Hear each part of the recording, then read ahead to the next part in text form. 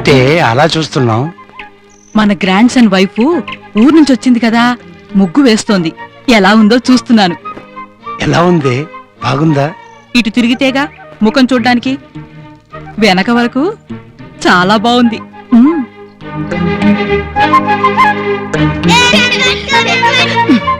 అబ్బా, కాస్త ఇటు తిరిగి మొహం చూపిస్తే ఆవిడ మొగుడు సొమ్మేం పోయిందో. అదెటు?